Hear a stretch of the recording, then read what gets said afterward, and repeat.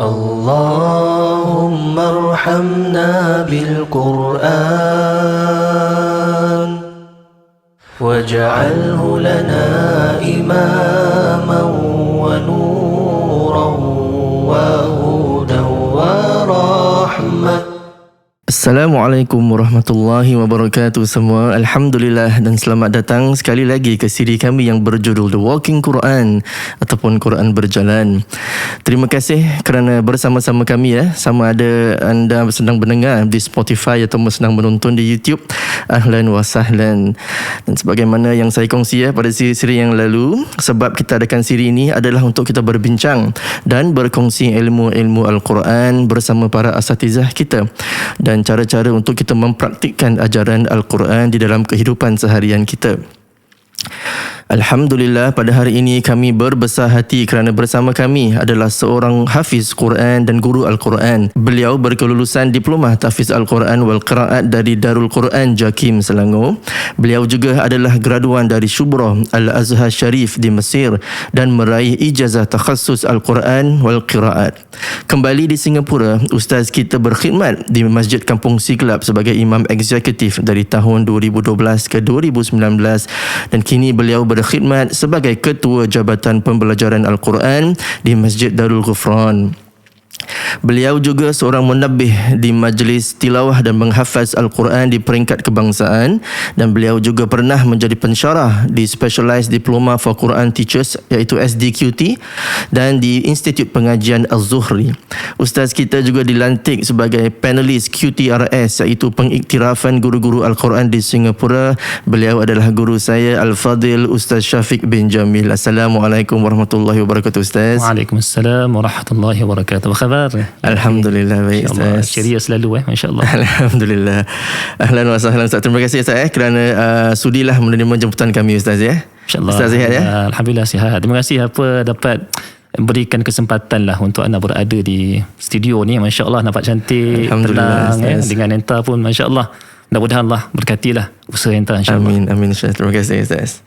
Okeylah Ustaz, saya pertama kali Ustaz saya ingatlah saya nampak Ustaz di Masjid Kampung Siglap dulu semasa SDQT Ustaz. Masya-Allah dah lama dulu. Dah lama Ustaz dan buat saya tertarik Ustaz dan juga saya look forward apabila Ustaz imam lah Maghrib dan Isya Ustaz. Kerana sering Ustaz ada membaca dengan bacaan-bacaan yang jarang kita dengar Ustaz. Dan dengan tidak secara langsung ya memperkenalkanlah kepada kami iaitu ilmu qiraat Ustaz. Mungkin sebagai mukaddimah boleh Ustaz kongsikanlah pengalaman Ustaz belajar dan mengajar Al-Quran and your Al-Quran journey Ustaz. Tafadhal Ustaz. Ya. Jadi ya akhi masya-Allah alhamdulillah tadi bila anda cakap mana dekat Masjid Kampung Siglap teringat terngiang-ngiang anda pernah mengimamkan solat Maghrib Isyak kan. Tak silap mana dulu masa dekat Siglap setiap hari Rabu. Ya Ustaz. Maghrib Isyak kan. Few days lah. Walaupun pada awalnya bila anda jadi imam kat sana kan bawa qiraat yang berbeza. Jadi macam jemaah pun agak pelik, tak pernah bawa. Sampai kan anda ingat bila anda start first time anda jadi imam, waktu tu bila anda datang interview kan, jadi pihak masjid minta anda jadi imam dan mereka minta anda bawa bacaan qiraat dalam solat Isyak tak silap mana. Pada ketika itu anda baca surah Taha. Mengikut riwayat Khalafan Hamzah kan. Ustaz announce dulu kan? Announce dulu. Jadi imam habis semua terkejut tengok belakang. Imam ni baca macam Pakistan pun ada. Kan? Tapi pada awalnya dia sudah masyarakat untuk menerima qiraat tu mungkin dia makan masa lah. Kan? Alhamdulillah sampai kan ada satu orang Arab ni yang saya teringat ya. Orang Arab daripada Palestin kan datang, dia terkejut anda baca qiraat. Dia kata dekat Palestin dekat dialah kat sana kan imam dia pernah satu ketika baca Al-Fatihah dengan qiraat yang lain. Maliki Yaumiddin dibaca kan pendek kan. Orang jemaah kat belakang subhanallah gitu kan. Banyak kali lah. Tadi imam pun give up, tak apalah dibaca macam biasa je kan. Di kat sini masya-Allah jemaah tak ada komplain tadi ni okey, dia macam terkejut gitu kan. Alhamdulillah bagus. Memang kebetulan dekat Siglap pun memang dia Darul Quran kan. Jadi kita perkenalkanlah bacaan qiraat ni. Jadi saya insya-Allah berkenaan dengan Ana punya apa tadi? Punya pengalaman belajar kat mana. Ana sebenarnya daripada kita terus Ana sekolah daripada sekolah rendah tu sekolah biasa asalnya. Sekolah Ana di sekolah di banyaklah last Ana sekolah di sekolah kebangsaan Taman Bukit Ramai. Pada ketika itu juga belum lagi sekolah agama lagi lah. pada waktu tersebut Ana memang dah biasa diketengahkan lah dengan hafazan Quran, tarannum kan, daripada kecil lah. Sebab ibu ayah Ana dulu memang dia sangat berharap mereka melihat mungkin pada ketika itu ada potensi lah kan untuk mendalami ilmu Quran, hantar pergi kelas tarannum, mengaji, talaqi itu dan sebagainya, masuk hafazan budak-budak lagi. Berapa kan? umur tu 7 tahun dah start. 7 tahun. Jadi peranan ataupun ibu dan ayah Ana memberikan sokongan yang sangat baiklah pada ketika itu. Dorong Ana, rangsang Ana kan, hantar sana sini, masuk pertandingan dan sebagainya. Alhamdulillah pernah jugalah menang kan, alhamdulillah masuk ke peringkat negeri, daerah negeri dan sebagainya. Pada ketika itu alhamdulillah kat situ dah berjinak-jinak lah dengan belajar Quran. Walaupun pada ketika itu Ana bukan pelajar madrasah kan. Lepas Ana habis darjah 6, Ana asal orang Melaka kan, pernah duduk dekat Negeri Sembilan, dekat Port Dickson dulu. Jadi lepas tu Ana terus barulah ayah Ana, ibu ayah Ana applykan Ana masuk madrasah lah. Daripada sekolah menengah tu Ana start daripada situ lah. Jadi Ana lebih mendalami, mempelajari banyak lah ya. Sebab kalau dekat sana sekolah agama ni macam-macam, ada belajar fiqh, ada belajar sirah, semualah bahasa Arab dan sebagainya. Tapi kebetulan waktu tu pula ada satu ustaz sana, ingat lagi, Ustaz Fathi bin Said, lulusan Syubra juga. Baru balik, beliau mengajar di sana. Beliau ingin membuka macam kelas tahfiz lah, part time juga, seminggu sekali tak silap lah. Jadi sesiapa yang berminat pergi interview test nak kena hafaz satu muka surat semak ni. Alhamdulillah Ana salah seorang yang terpilih. Memula dari situlah Ana start hafal Quran. Daripada Ana peralihan, dulu ada peralihan tingkatan 1, tingkatan 2, tingkatan 3, sampailah Ana masuk sampai juzuk yang ke 10-11 lah. Pada waktu itu Ana alhamdulillah nampak semangat, masih muda kan, masih lagi remaja. Hafal Quran macam air itu, senang, fresh. So kalau Ana hafal Quran daripada surah rendah lagi, masya-Allah mungkin cepat Ana khatam lah. Tapi qadarullah kan, alhamdulillah dapat juga. Tapi pada ketika itu tak dapat 30 juzuk lah. Sebab tentu dah tingkatan 3 kan. Lepas tu PMR, lepas tu SPM, lepas tu baru Ana masuk ke Darul Quran Jakim. Kan, kat sana lebih more fokus kepada Quran. Jadi kat sana Ana ambil tahfiz, nak kena hafal Quran. Pada ketika itu Ana baru hafal dalam 10 juzuk gitu. Ana sambung lagi hafalan Ana kat sana, habiskan dekat sana selama 3 tahun. 30 juzuk. 30 juzuk. Cuma yang bagusnya, advantage-nya Ana dah hafal 10 juzuk. Dia ada 6 sem. Sem yang keempat tu Ana dah habis. Jadi 2 sem tu dah just murajaah je lah. Ulang Quran je kan. Kat sana habis, Ana mau fokus kepada Quran, hafal Quran, qiraat. Tapi Ana mau fokus kepada dakwah sebenarnya. Ada 2 syu'bah. Syu'bah ada 2 macam bidang lah. Quran dan dakwah. Dakwah tu belajar kaunseling, belajar psikologi, dakwah dan sebagainya. Mau fokus kepada dakwah lah. Qiraat belajar juga, tapi sem 1, sem 2 je. Pendedahan gitu. Pendedahan gitu belajar. Tapi lepas tu habis sem 3, sem 4, 5 habis. Sepatutnya biasanya nak pergi USIM ke UIA ke, apply mana-mana kan. Tapi dah pada ketika itu Allah gerakkan hati Ana untuk pergi Mesir. Mesir Ana sambung belajar lagi lah, sambung belajar dekat Mesir. Biasanya kalau Quran kat sana belajar nak pergi mendalami bidang Quran qiraat ni, kena pergi Syubra Mesir. Memang sana memang khas, tempat banyak masyayikh kat sana tu, masya-Allah mendalami lagi ilmu qiraat kan. Kalau dekat Malaysia tu Imam Asy-Syatibi kan, qiraat dia guna kitab Hifzul Amani wa Wujuhut Tahani tu. Tingkat sana belajar lagi kitab Thayyibatun Nashar kan, qiraat 10 lah ya. lebih mendalam lagi lah. Jadi bila sana Ana dalami bidang Quran, talaqi, ambil peluang kat sana kan, talaqi jumpa syekh sana. Walaupun kat sana ada kelas, ada talaqi juga.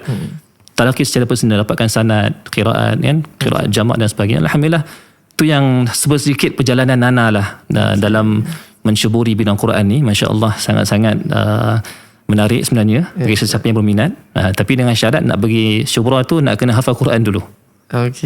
Mesti khatam Quran, dan baru dia boleh melangkah masuk ke syubra sana lah. Selama 3 tahun. Nak dalam lagi pergi tontor. Berapa lama lagi? 3 tahun 4 tahun. Macam nak dalam lagi? Ada ilmu lagi nak dalam lagi? Ada. Dia belum, ilmu takkan habis. Sana belajar lagi. Tawjih qiraat, macam-macam dalam lagi lah kalau nak belajar 4 tahun. Cuma pada ketika itu ialah beasiswa ya. Kami masa belajar dapat beasiswa. Cuma nak kena apply lah. Tapi tak apalah, Ana balik Ana ke Singapura. Alhamdulillah telah rezeki Ana So nak bertugas macam yang anda kongsikan tadi kan, Masjid Kamus Siglap, dan sekarang alhamdulillah ke Masjid Al-Ghufran. Jadi itu sebut sedikit lah anda punya latar belakang yang anda boleh kongsikan, Ustaz. Terima kasih Ustaz. Masya-Allah. Moga-moga menjadi inspirasi buat pelajar Al-Quran di sini, Ustaz. Insya-Allah. Okay, Ustaz, selalunya kalau kita ngaji, Ustaz, atau kita bertalaki kan dengan guru-guru kita lah, terutama sekali di Singapura atau di Malaysia ya. Dan kita diberitahu ini adalah cara bacaan riwayat Hafs an Asim bi tariq Syatibi. Ustaz. Jadi boleh Ustaz terangkan sikit some of the terms yang tadi kita sebutkan, Ustaz, iaitu apakah itu yang Imam Hafs ataupun Asim dan apakah itu Tariq Syatibi, Ustaz, dan mengapakah bacaan ini sangat popular di kalangan kami, Ustaz? Dia qiraat ni bacaan Hafs an Asim yang biasa kita memang hampir majoriti lah seluruh dunia ni membaca bacaan Hafs an Asim. Jarang kita dengar. Hatta kalau anda masih kecil pun anda tak pernah dengar pun qiraat Warash, Qalun kan, tak pernah dengar. Sebab kita biasa amalkan bacaan yang kita baca. Hatta kita pun tak tahu. Betul. Bila dah menceburi bidang, banyak lagi bacaan ni, masya-Allah, sangat-sangat unik lah. Sebenarnya orang-orang yang macam yang betul-betul minat keunikan bacaan qiraat ni mesti tertarik. Betul. Kan? Ini satu ilmu yang masya-Allah sangat-sangat menarik bagi ana. Jadi antara mungkin yang perlu kita tahulah, sebab ana sendiri pun pernah, yalah, orang akan bertanya juga, Ustaz, ana baca ni bacaan siapa ataupun ana tanya diorang juga, anta baca ni bacaan siapa? Ada bacaan ke Quran, Ustaz? Okey. Actually bacaan Hafs an Asim kan. Hafs an Asim, okey. Siapa tu Hafs? Dia akan tanyakan. Okey. Baru mereka nak tahu, maknanya ada banyak bacaan qiraat yang lain. Okey, jadi kebiasaan kita lah kalau Malaysia, Singapura kan, Brunei, kebiasaan Thailand, kita baca bacaan Hafs an Asim. Hafs tu adalah rawi kepada guru dia Imam Asim. Kalau kita qiraat ni, Imam Asy-Syatibi mengatakan ada 7 qiraat.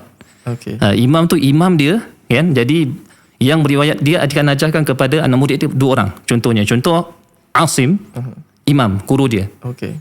Imam Asim ni dapat bacaan daripada siapa? Daripada para sahabat, contoh kan. Daripada para sahabat ambil daripada Rasulullah sallallahu alaihi wasallam. Kan, jadi macam bacaan tadi itu dia secara turun menurun lah. Okay. Kan, bersambung sanadnya tadi itu, dekatlah pada ketika itu. Jadi Imam Asim ni ramai anak murid. Tapi anak murid yang terkenal tu iaitu Hafs dengan Syu'bah. Okey. Hafs an Asim, Syu'bah an Asim. Tapi yang paling lama, yang paling banyak bertalaqi sekali ialah Hafs an Asim. Imam Hafs kan, Abu Umar dipanggil, Abu Umar, orang nak panggil laqab Jadi dia antara banyak, sampai seingat saya puluhan kali khatam dengan gurunya Imam Asim. Kan, sehingga kan kalau kita tengok sekarang ni bacaan Hafs an Asim, dia ada 2 tariq. Yang tariq Asy-Syatibi dengan Al-Jazari. Okey. Sebelum kita ke tariq, Ustaz. Sebab kita Imam Hafs, Imam Asim, Ustaz, riwayat dia Hafs dengan Syu'bah kan. Jadi maksudnya imam ni tadi Ustaz kata ada 7, Ustaz, yang terkenal, Ustaz. Betul, ada 7. Jadi 7 imam ni maksudnya 7 bacaan, 7 cara bacaan Al-Quran. 7 berlainan bacaan. Adakah jadi Al-Quran tu ada cara-cara berlainan cara bacaan, Ustaz? Betul. Jadi macam mana kita tahu Al-Quran tu turun Allah SWT turunkan malaikat Jibril ke Nabi SAW kan. Maksudnya turun secara cara bacaan yang lain ke macam satu bacaan macam mana? Kita kadang-kadang confuse kita. Betul. Jadi satu apa yang kita nak kena ingat memang yang first kita nak kena ingat, orang Arab ni memang dia pelbagai suku dan puak. Kan banyak pelbagai bangsa lah orang Arab kan, dan pastinya pelbagai dialek, pelbagai logat bahasa mereka yang mungkin berbeza, yang mana mereka nak baca Al-Quran dengan satu bahasa agak sukar bagi mereka. Okey. Pada ketika itu Rasulullah kan bertalaqi dengan Jibril alaihissalam kan. Jadi Rasulullah meminta pada Jibril untuk tambahkan lagi bacaan. Tambahkan lagi, itulah hadis kan. Tambahkan lagi sampailah kepada 7 bacaan, 7 huruf, 7 ahruf, 7 huruf. And kenapa? Sebab Rasulullah SAW sendiri pun melihat kepada para sahabat pada ketika itu yang berbeza logat bahasa dan sebagainya, untuk memudahkan mereka. Rasulullah mengajarkan kepada para sahabat demikian sekian dengan qiraat begini. Kan, dengan sahabat lain pula dengan bacaan qiraat yang ni pula, dengan lain yang ni berbeza. Maknanya pada ketika itu Rasulullah ada Rasulullah ajarkan kepada para sahabat dengan pelbagai cara bacaan 7 huruf tu lah. Jadi satu ayat tu kalau sahabat A Rasulullah SAW baca macam gini. Betul. Dan ayat yang sama untuk sahabat B dibacakan cara yang lain. Betul. Yang ni pernah satu ketika mungkin akan nak kongsikan sikit apa yang teringat dia kan. Satu ketika Sayyidina Umar radhiyallahu anhu pernah meriwayatkan hadis sahih Bukhari. Satu ketika Sayyidina Umar ni tengah solat pada ketika itu yang imamkan tadi itu Hisham bin Hakim. Hisham bin Hakim. Sahabat juga. Dia dengar dia solat kan, Allahu Akbar. Sekali dia dengar Hisham bin Hakim ni baca surah Taha. Yang lain tak seperti apa yang didapat pada Rasulullah. Dia terkejutlah, dia marah. Sayyidina Umar kan garang kan. Dia rasa macam nak tepuk belakang dia ke apa kan. Tapi dia kata, "Pak, aku sabar dulu." Sabar habis solat kan. Habis solat dia tarik selendang dia. Dia tanya, dia marah lah. "Kenapa kau baca macam ni kan?" Dia kata, "Aku baca dapat daripada Rasulullah lah," katanya. Tidak, aku dapat lain. Lalu pada ketika itu Sayyidina Umar bawa Hisham bin Hakim jumpa Rasulullah. Rasulullah tenang saja kan. Dia ceritakanlah ni semua. Rasulullah minta Hisham bin Hakim baca surah Taha tadi kan. Dia baca. Dia berkata, "Kadzalika unzilat." Begitulah Al-Quran diturunkan. Terkejut. Lalu Rasulullah minta juga Sayyidina Umar baca surah Taha. Wa kadzalika unzilat. Begitu juga Al-Quran diturunkan. Inna hadzal Quran unzila ala 7 ahruf. Sesungguhnya Al-Quran itu diturunkan dengan 7 huruf. Faqra'u ma tayassara minhu. Bacalah apa yang mudah bagi kamu. Subhanallah. Nampak pada ketika itu pun pada zaman Rasulullah, hayat Rasulullah sallallahu alaihi wasallam pun dah berlaku perbezaan bacaan qiraat. Tapi taklah seteruk pada zaman Sayyidina Uthman kan, sambil berlaku bunuh-bunuhan dan sebagainya kan. Tapi pada ketika itu para sahabat kalau ada macam nak tanya ke apa tu daripada Rasulullah. Kan mungkin belum timbul lagi lah pada ketika itu. Sikit-sikit. Jadi itu sedikit lah. Jadi bacaan qiraat ni sebenarnya banyak. Mungkin pada zaman Rasulullah tu belum lagi dipopularkan, belum ada lagi Nafi'. Belum lagi ada Warsh. Belum ada lagi Qalun, belum ada lagi Susi, Duri dan sebagainya, belum ada lagi. Ni semua para tabi'in kan, mereka yang mempopularkan bacaan tersebut. Tapi memang dah lama dulu Rasulullah dah ada qiraat kan. Jadi subhanallah, memang bacaan qiraat ni yang perlu kita tahu ialah bagi mereka yang mendalami ni, dia akan mempelajari, mendalami, mencuburi bidang Quran ni banyak sebenarnya. Hatta sama ada mampu atau tak mampu, minat atau tak minat. Allahumma arhamna bil Qur'an